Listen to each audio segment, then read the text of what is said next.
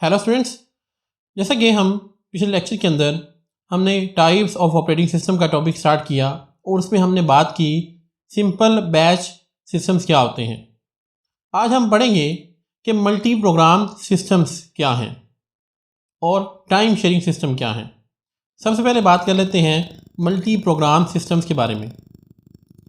A group of jobs that are ready to be executed is called job pool.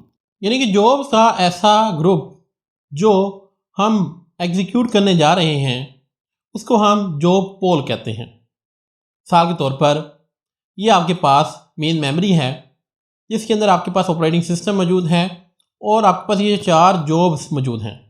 अब इन jobs का जो मजमूआ होगा, जो ग्रुप होगा, इस ग्रुप को हम जॉब पोल कहेंगे, जो जॉब्स हम एग्जीक्यूट करने जा रहे हैं।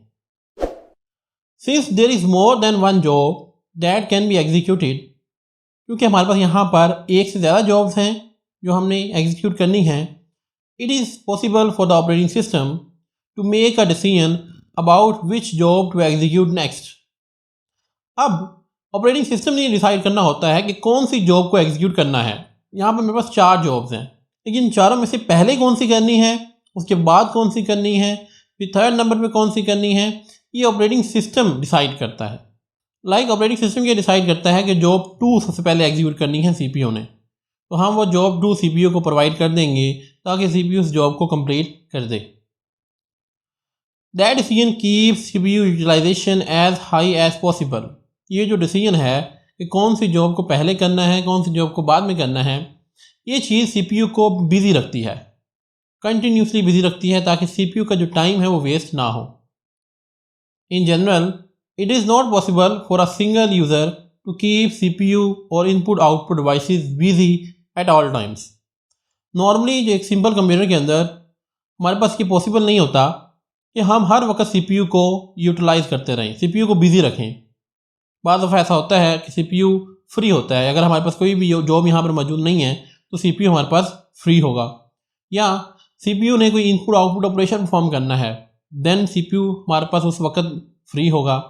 तो अब ये ऑपरेटिंग सिस्टम की रिस्पॉन्सिबिलिटी होती है कि ये जो CPU है ये हमें मैक्सिमम थ्रूपुट दे, मैक्सिमम आउटपुट दे, ना कि ये फ्री बैठा रहे।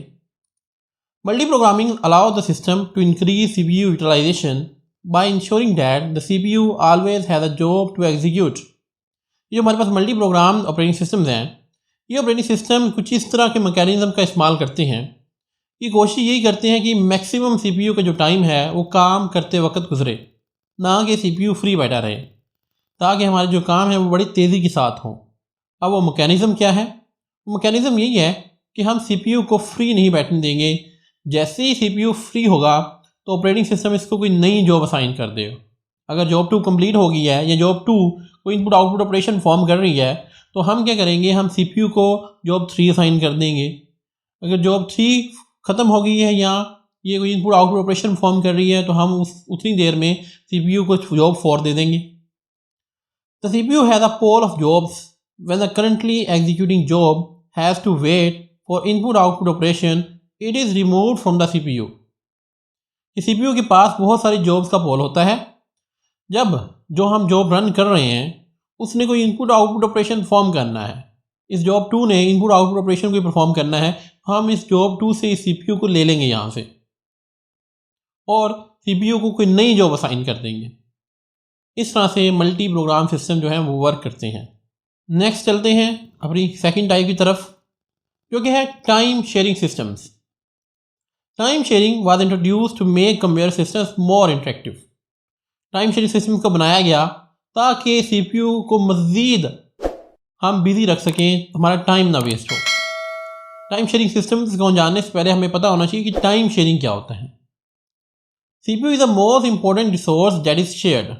कंप्यूटर के अंदर सबसे इंपॉर्टेंट जो कंप्यूटर का ब्रेन होता है CPU, वो एक बहुत इंपॉर्टेंट रिसोर्स है जो कंप्यूटर के अंदर मौजूद तमाम प्रोसेसेस ने शेयर करना होता है। Each job get CPU for a small amount of time. अब टाइम शेयरिंग सिस्टम के अंदर हम हर जॉब को कुछ अरसे के लिए CPU प्रोवाइड करते हैं। ये आपके पास 4 जॉब्स हैं।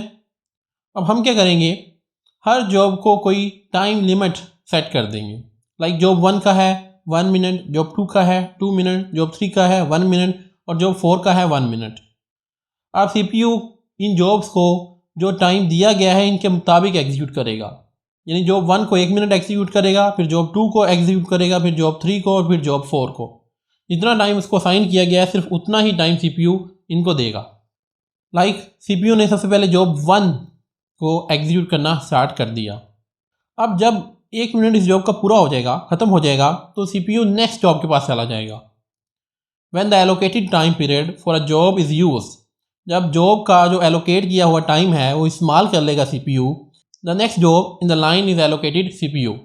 तो लाइन के अंदर जो सेकंड जॉब है उसको हम CPU असाइन कर देंगे।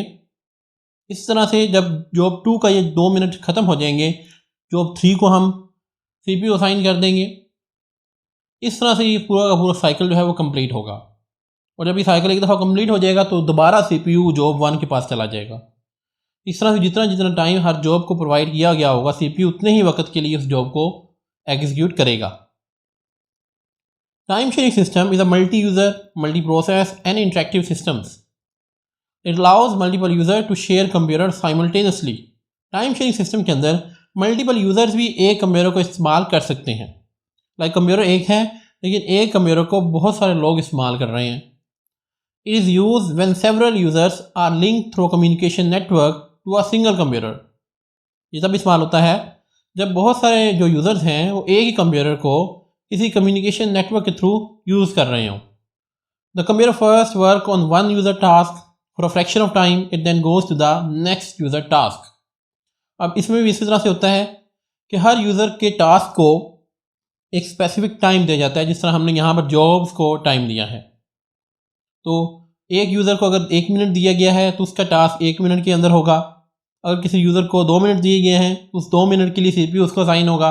यानी कि हर जॉब के लिए एक स्पेसिफिक टाइम होगा और जैसे ही वो टाइम ख़त्म हो जाएगा हम उस जॉब से CPU को वापस लेकर किसी दूसरी जॉब को प्रोवाइड कर देंगे। तो इस तरह से ये टाइम शेयरिंग सिस्टम जो है वो वर्क करते हैं। आज हमने देखा मल्टी प्रोग्राम सिस्टम क्या होते हैं और टाइम शेयरिंग सिस्टम क्या होते हैं। आई होप आपको क्लियर हो गया होगा। आज के लिए इतना ही, मिलते हैं नेक्स्ट लेक्चर के अंदर। Thank you very much.